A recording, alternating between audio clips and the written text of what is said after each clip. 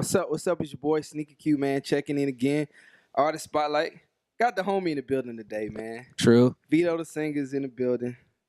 What's up, bro? I'm good, man. I'm blessed. Blessed to be here. A long time no speak, man. 2 in the morning, exes calling my phone, and all I can think about is you. I still hear you moaning, breakfast in the morning. I can't get you off my mind. You know I still remember. You know what, man? Definitely. But, been following the movement. True. Shout out to Roe in the building, man. Yeah. Much team. love to you guys, man. Yeah. Project after project, good music after good music, Yeah, man. Definitely. This is the project crazy, man. Probably one of the most. I'm proud of all my projects, but this might be the one that I'm. Because the 93 joint was dope. Yeah, most definitely. Then, you came with this one, As I Am. Yeah, most definitely. My favorite track might be Henny Thing, though. Yeah, Henny Ting. Henny Team, yeah. Yeah. That's what it You is. see, Okay. gotta say the ting. Gotta throw the ting in there with it, baby. Got you, man. What's that? A little slang. That's what's the Canadian. Yeah, the little slang, Jamaican, the little Jamaican Jamaican. slang.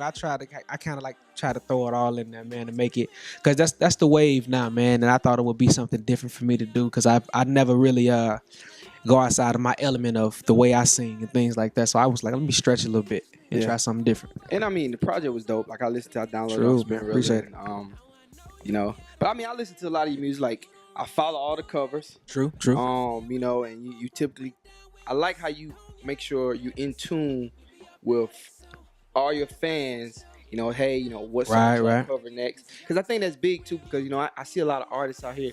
It just they don't really understand that you have to stay in tune with your fans. Yeah, and keep them happy and keep them interested as well. Most definitely, man. The main thing is they're the ones that keep you afloat. They're the ones that buy your music. They're the ones go watch your videos. They are the reason why I do what I do. Well, one of the reasons why I do what I do. So it's definitely important for me to meet the expectations and needs of my fans. Because at the end of the day, man, like I always say, without Team Vedo, there is no Vedo. Definitely. Yeah, man. Definitely. Most definitely. I mean, because I know what was my favorite. I think my favorite cover was the one you did, the Ed Sheeran. The Ed Sheeran Thinking Out Loud. The one that Thinking Out Loud, man. I've sung at so many weddings. It's crazy, man. Believe it. All right. True story. The last time I interviewed you, I don't think I told you this. The last time I interviewed you, you gained a fan. And I kind of take a little bit of the credit. Nah, not the credit. I kind of take a little bit. It's my fault. Because a buddy of mine, frat brother of mine, he said he reached out to me. It was somewhat last minute. And he was like, bro, I've been, I see you doing things, blah blah blah. My girl, my fiance, it's one of the people you interviewed. I think his name Vedo. Right. We watched the interview together. She became a huge fan. Instant fan. Okay. And they wanted you to come sing at their wedding.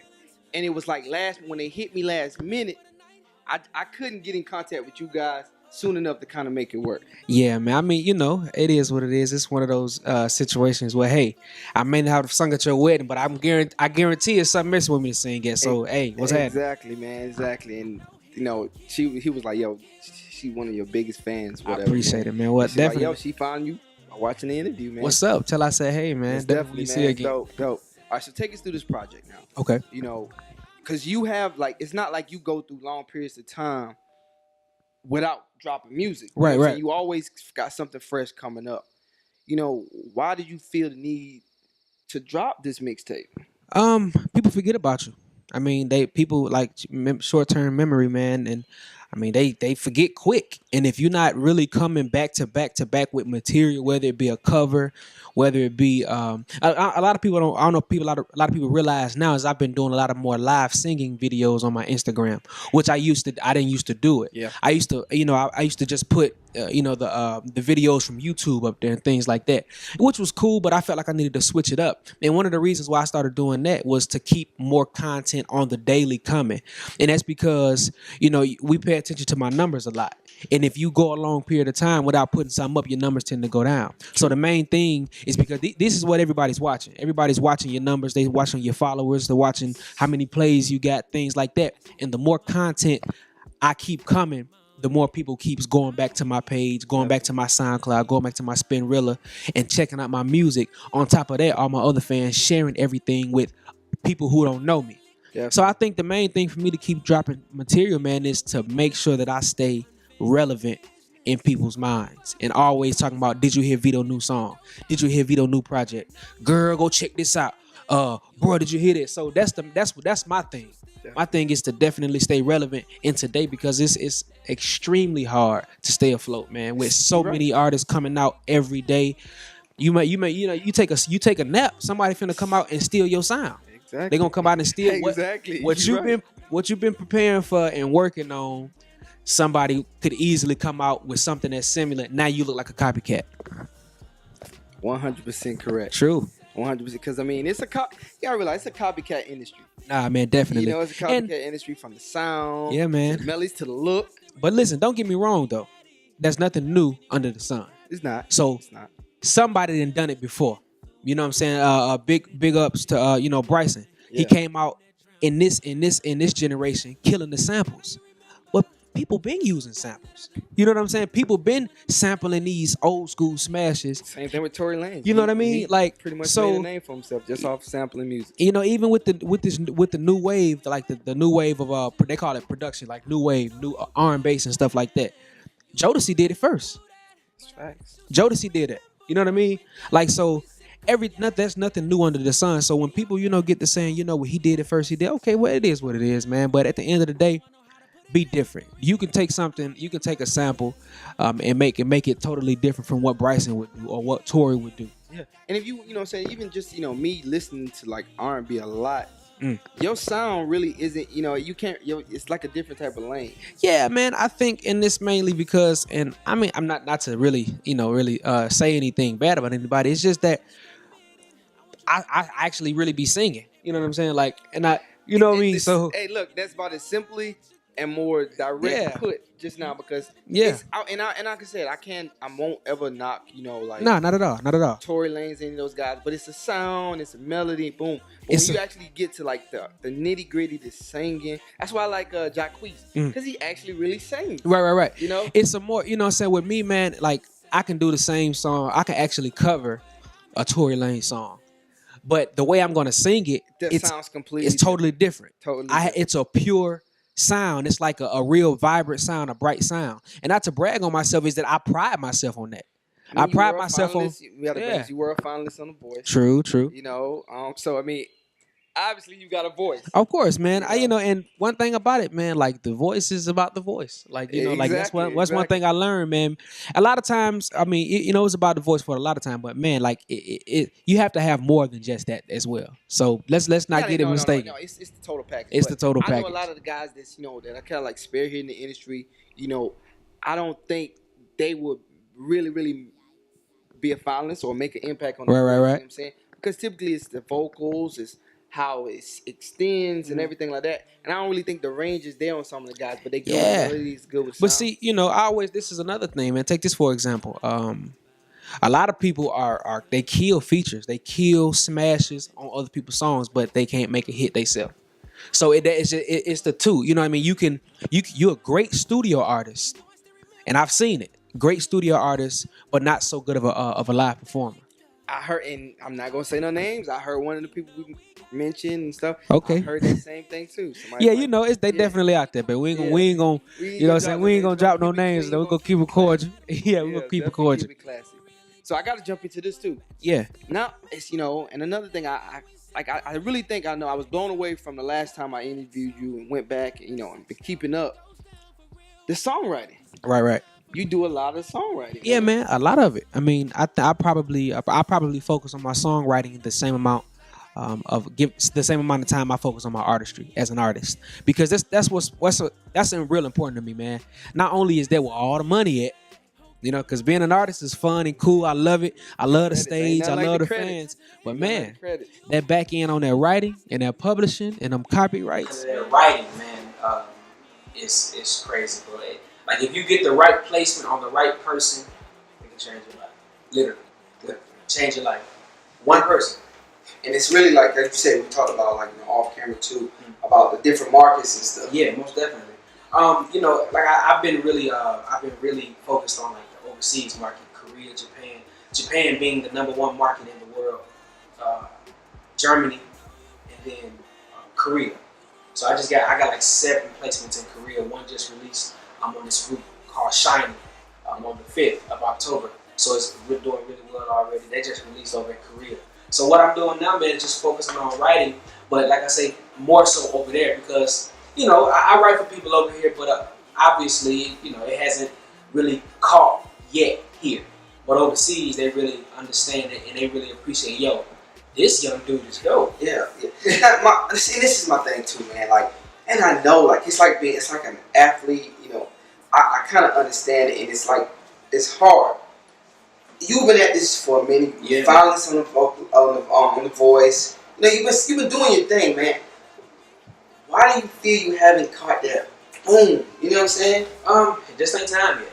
I believe in everything has its. I deeply believe in that everything and everyone has its season. Definitely. And when God is ready for me to take off and get to that and take that next step, I will. You know what I'm saying? Because at the end of the day, man, the work ethic is there, the talent is there. You know, I think what God is doing is grooming me for something that is so much bigger than what I envision for myself. I envision some pretty big things. Like I'm up there. You know what I'm saying? I'm up there, but I think God is grooming me for something really, really bigger. And everything that I'm doing right now in my career as an artist, as a songwriter, is only preparing me for the future. So right now, my songwriting is doing really well. And that's going to set it up for me not to have to go to a major label and get money, extra money from them. When I get all this money from songwriting, I can fund my own project. I can fund everything and keep all the money in-house. So, you know, that's my main focus. That's dope, man. That's a good plan. Cause then you ain't got to owe nobody nothing. Nah. Everything's coming in. Best feeling in the world is when you get a check and you deposit that guy in the bank and you know you ain't got to pay nobody 100% but yourself. You know what I'm saying? Yeah. Hey, look, bro, like, you manager over there, like, yo, man, what's up? You got paid what? You know well, you know, but that's already there. Yeah. I'm talking about the outside people. Hey, bro, yeah. We're gonna need half. No, man. You know what I mean? So when you know you owe a label $1.5 million, $2 million, you know you sleep. You don't sleep as peacefully. You don't sleep as peacefully, man, because you know whatever you do from this point that involves your career as an artist. Now they got it whether you do movies, whatever you do, clothing, they get a piece of all of that. So ain't no going outside. Well, I'm gonna make this money over here. They ain't gonna get nothing. No, read your contract. So there's no way Vedo was saying sign a deal with a major label. I would say there's no way, but it got to be the right one. It got to be something where I just can't say no to. But as of right now, if you come at me with a standard deal, nah. It really can't. You know, as if you come at me with a above average standard deal, just a little bit better than the standard. Not tooting my own horn, but I think I'm in a position where I'm okay. I'm good with that. I'll wait. You know what I mean? So that's just why I'm at with it, man. And that's mentally that's why I am. Dope.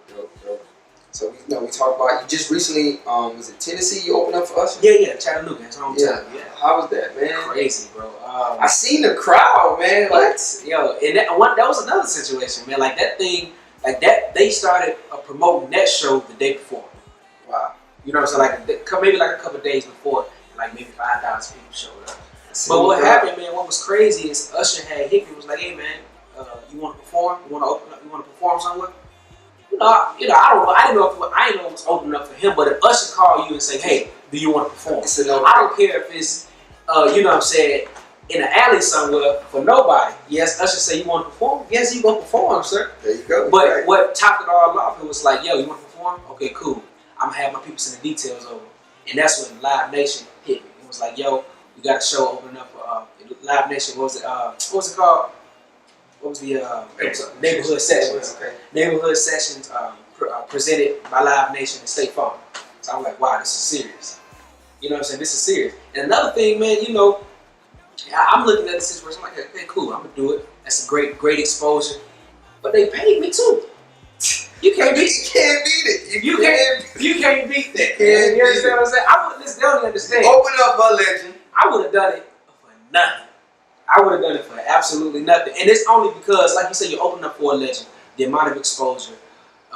You got somebody like Usher backing you as a young R&B artist. I think that's probably every R&B artist that's out right now, for them to have the approval of Usher is probably up there on the top of their list. That's true. That's true. So yeah, man, that was definitely a great experience for me, man. You know, Usher came to me after the show, yo, killed it, man. Did your thing. Thank you for coming through. You know, just a bunch of words of wisdom he always give, man. So every little piece of wisdom he give me, I always take with me, and I just hold near and dear, because he ain't gonna tell you nothing that had to keep him going. Yeah, and had to keep him going. Okay, Yeah, so I loved it, man. It was an amazing experience, man. I would trade anything.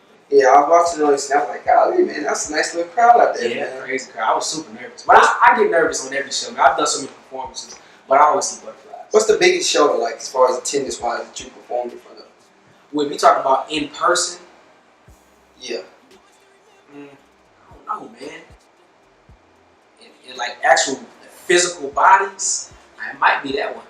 If I ain't mistaken, Texas was cool. I think Texas might have had a few thousand people, like 5,000 people as well, 6,000 people. That was our opener for Nelly and Ludacris. Oh, pretty cool. I mean, but this was a situation where someone came through and did my own thing. I think I was the only opener act on that one too, or was it somebody else? So, but with this one with Usher, I was the only, like I said, same as Texas. I was the only opening act, and they knew my songs. They started playing. I was like, "What? Hold on!" So pretty much after you, Usher was coming off. Exactly. Yeah, it was me. You don't get no better than that. Yeah, it was me and it was Usher, man. And you know, it was crazy. But not to mention, man, The Voice was 15 million people watching. It might have been 1,500, 1,000, 1,500 people in the actual audience, but it was 15 million people watching.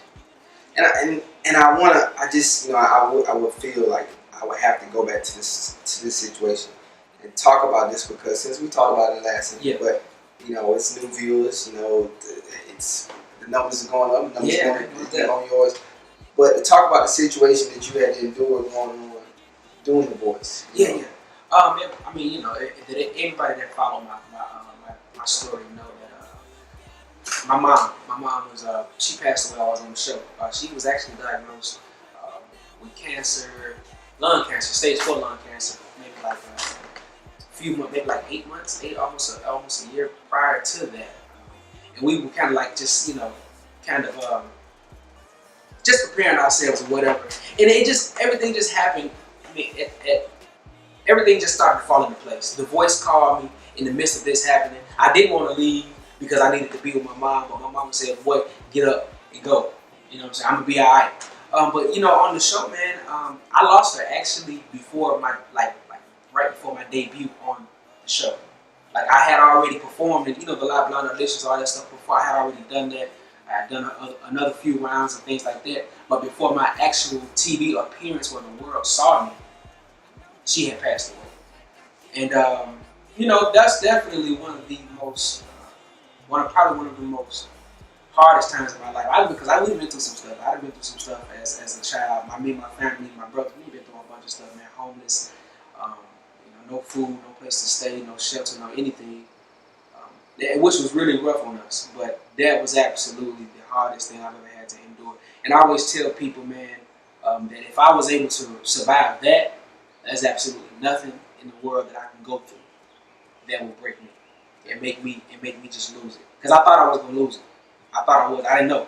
You know what I'm saying? Because she was everything. You know what I mean? Like, she raised me. Shouts out to my dad for coming in when I needed him to. At a young teenager, at a young age, to really kind of steer me in the right direction. But she raised me from a little boy into a man. Even when I was staying with my dad, I kept moving back and forth with my mom because I wanted to go back with mama. Yeah. But yeah, man, you know, it was definitely a hard time. But nonetheless, that is the reason why I sing with so much passion. Yeah. So I mean, you know, my mom on the show, man, she was the reason why I sang with so much passion and conviction, because of her. Every day I got on stage, I had her right there with me in my mind, in my heart, and I felt her presence. So, you know, like I say, losing her was one of the worst things that happened to me. But as a man and as a person, as a businessman, as a family man, my family, of course, it made me a better person. Yeah. Because instantly, all the mama's boy thing, the mama's boy mentality that I may have had, or That's my mama. I can call her for anything. It went out the window. You know what I'm saying? I had to grow up instantly. Whatever, how much ever I had left to grow up, I grew up when she passed away. That's where it went. You know what I mean? How much time I had left? Well, you know, some people say, well, when you get really 25 is when you fully. Nah, I jumped a few years when she passed because at the end of the day, I knew that life wasn't no joke. Because I tell people all the time, I didn't think my mama, nothing could happen like to her. You know, so of course when she grow old, that's something you start to become. What word am I looking for? Susceptible to. You start to say, okay, cool. Well, this could happen. She's getting old. You know, her time is coming. Yeah, but right. At 38, come on. You know what I mean? 39, come on. You know what I'm saying? You're not losing your mama. Even 40, 41, even honestly 50 is really, really young to lose your mom. But me losing my mom in her late 30s, man, was like, wow, I didn't see that coming at all. It goes to show you, man, God got something up the sleeve for you. Yeah. He got something up there. It's the test. Good and bad. I always tell people to trust the process, man. You trust it, man. For sure. That's I just said that, man. Like everything, I said people need to stop rushing things that need time to grow. I seen that. People like, always want to rush it. Man, I want to pop off right now. I want to do this right now. You're right now, you might not be ready right now. You're not ready right now. Yeah. Do I feel like I'm ready? Yeah. I do feel like I can get on the stage. I think I can rock with the best of them. But am I ready in God's eyes? Apparently not. You know what I mean? I'm not there yet. But even over the small time, like now, like a lot of things have been starting to happen that's let me see, like, okay, cool. This could be really starting to happen. Like Chris Brown shouting me out, Monica shouting me out. I seen that. You know what I'm saying? Like, and that just happened. You know what I mean? It just happened. So it's like, okay, cool. Maybe God is trying to really. Because the Monica shout out, you didn't even know anything about. Yeah, I seen that. I woke up. I promise you, I woke up, still had crust in my eyes, all that good stuff. I was sleep with the fan on, so I had to get me some water because I was dried out. I said, wait a minute, let me check my Instagram. I get up, say thank you God for waking me up every morning. Bam. Check my Instagram. I said, wait a minute. It had went up by 2,000 followers. Shit. It went up by that minute. I said, wait a minute, nah, that can't be right. So I closed it out. You know how you close all your apps out on the iPhone? I said, maybe a little glitch or something. Little glitch. So I said, wait a minute. So I looked at it again. Another 50 people had been following me.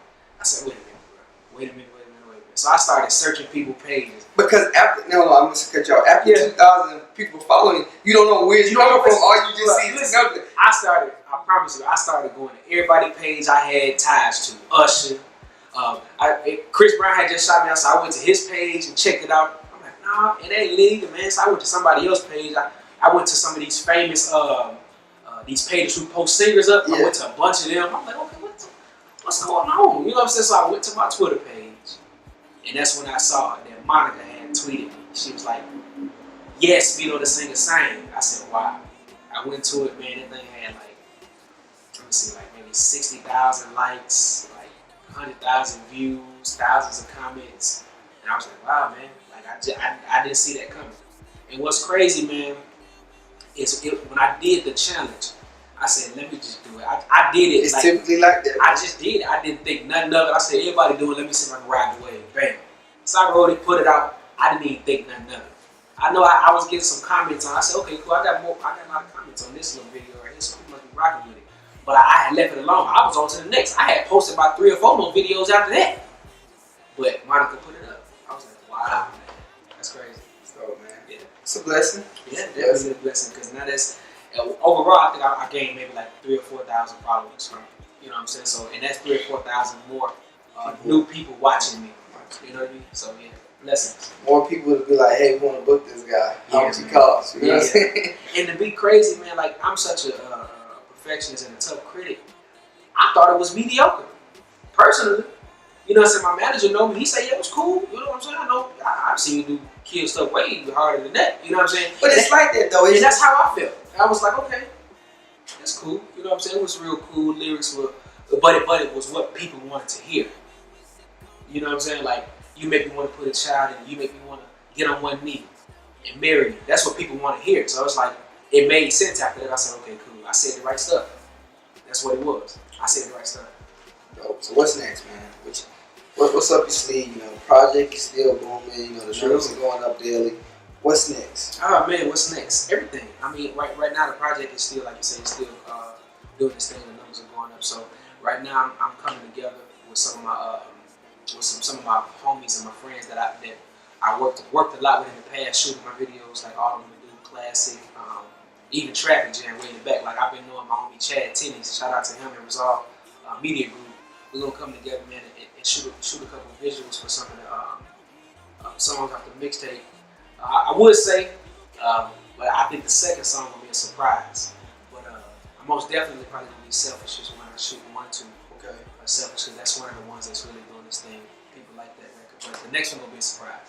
I can't really say. But yeah, so that's right. That's what's going on right now, man. Just getting the treatment and stuff together for the videos. Still writing overseas, man. Still writing for some people. I writing some for TLC as well. So blessings, the Lord willing, I got one coming out on them soon. Yeah, just working, man, and still trying to get my label off the ground, like with me first, before I start looking for new artists to sign and stuff like that. Just to kind of get the ball. What's the label? New Wave Music Group. It's New Wave WAV, like the Music Wave music group. So it's pretty cool. Being my manager started the label up. So it was just something, man, that I wanted. I was like, I'm tired of making. Because I had a few indie deals, like indie situations here and there, but it's like, man, I'm tired of making everybody else money. You know what I mean? Because I work really hard, really hard. Yeah. And I'm not just saying it. Like anybody that know me, like I be having people now that tell me, yo, bro, you need to go do something, bro. Like you work too much. But and that's just the way my mama was that way. My mama worked so hard. My father worked so hard right now to this day. It's my nature. But I have to understand that you have to give yourself some downtime. Because if you don't, then you get burnt out. You get burnt out, man. And I've definitely been burnt out before. All my records were sounding the same. I was like, wait, let me stop. Took a week off. Didn't do no recording. None of that. Came back to writing smashes. Yeah, man. Look, we're gonna keep following you, man. I'm a big fan. Always been a big fan. We'll keep following the movement. The time's coming. Man, I appreciate it, man. Like I said, I know you've been doing your thing too, man. Like I said, and like you one of the few men who, no matter what, no matter how big I become, I'm always rocking with you. Because even when I was just, the YouTube artist Vedo, he do nice covers. I like his covers. You still took the time out to come through and interview me, man, and that really means a lot because, it's one thing to, have somebody rock. Not I always say, yeah, everybody talking good about you, but you know what I'm saying. If you ain't got nobody to hate on you ain't doing something right. That's facts. You know what I'm saying? It's definitely something. Like I said, I appreciate you, man, for coming through, believing in me, even when I didn't have all the stuff popping that I got popping now, which is why I was like, yeah, my magazine, yeah, we coming through. Yeah, we coming through. We rocking with y'all. And some people that can hit me up, nah, we good. We good. We're straight. For real, man. I always look at it like this, man. It's like that wave. We all coming up together, man. So like, this won't be the first, it ain't the second, it won't be the last, Nah, it won't, man. Definitely, man. Next might be at the Grammys or something. Oh yeah, definitely. That's the next time. Like every all other award show cool too. But we're trying to keep it ain't just us. It ain't just us. You know what I'm saying? No offense, but and like I said, big shots to my magazine, man, for y'all rocking with me, believing in me. And shout out to all the other independent mags too, man. Like we all, it's a team. You know what I'm saying? We family. So you rock with me, I rock with you. Then, like I said, bro, we family. Sure, man. Drop all your social media, man, before we get out here, man. Yeah. Project. Everything, Everything is Vedo the Singer. That's VEDO THESINGER. That's Instagram, Twitter, Snapchat. Facebook is Vedo by itself. You can get the new mixtape, As I Am, on SoundCloud and Spinrilla, free download. Select few of the songs are actually available on iTunes that you can go buy and stream on Spotify, stream on Apple Music, all that good stuff. So yeah, man, Vedo the Singer, all my social media, follow me. Rock with me, man. Let's get it. Which social media booming the most, though? Snapchat and Instagram, man. Where you get the most comments, the most DMs? Oh, man. Well, I don't know, man. You know what I'm saying? Because, like, just recently, like I say, man, people been shouting me out. So, Instagram easily, man, I get, 13, 1400 likes, 1500 likes and stuff like that. On a good day, your boy gets about your 1800. You know what I'm saying? You feel me? So on a good day, I get about 1800. But Snapchat, I would get about 6,000-7,000 looks. Jeez. Looks, yeah. So Oh man. I gotta say Snapchat. God, I think Snapchat is coming, man. I think I checked Snapchat before I checked Instagram. So, exactly. And I never thought that was last on the wave. Like, no, I ain't never gonna get a Snapchat. Me too, though. Like I was really like, last yo, on you the see wave. this Snapchat? I'm like, nah, I can't really get with it. But when I got used to it and I told people to go follow me, them looks go up, man. Like you get them screenshots. You look on there, have about 400-500 screenshots. You know what I'm saying? So at the end of the day, man, like I think that's how you know you big, because when people start screenshotting just nothing, bro. I just go there and say, hey, good morning, screenshot. It don't even be me. It'd be like a text. It'd be like a text, like good morning text. But you know, those are your fans, man, and they really just want to see what you're doing. They want to know that you're okay. Definitely. And so, like when I go long periods of time without posting nothing, people be in my DM. Where you been, honey? Where you at? Where you at? Why? When you see you on the bar, I know you what you're doing, but hey, post a little bit. You know, so you got all the old heads who really get into the to social media. I'm the only one they really mess with, so they always DM me what's going on, nephew, and stuff like that. So man, I mean, I think social media is prevalent right now, man. So you gotta stay on. Oh, you gotta stay relevant. You gotta keep posting. You gotta keep posting, because like you said, that's what you gotta do, man. Like, I'm write something, man. We need to jump on this track. And I think he would too. I mean, he got to. I think he would, man, because one thing I love about Genuine, even talking to him through text, like he's super humble, man. Even with all everything he's done, super humble, and he's still eager to learn. Like he want to learn. He want to learn from me of today. You know what I'm saying? So it's like, yo, it is a different sound. It is. It's a different sound. Like people like Genuine and R. Kelly. No shade, but it's hard for them to capture that. Them having coming out in the '90s. You know what I'm saying, and stuff like that. Because music ain't the same. It is not. It's not the same anymore. So it's like, they're students all over again, which they've always been, but they're now more so students of the young generation. Oh, look, man. True, brother. Love, man. Appreciate Best you. of luck to you, man. Yeah, It's boy Sneaky Q, My Magazine. Your home, man. Vedo the singer, man. Until next time, we out here. Yeah, true. Again.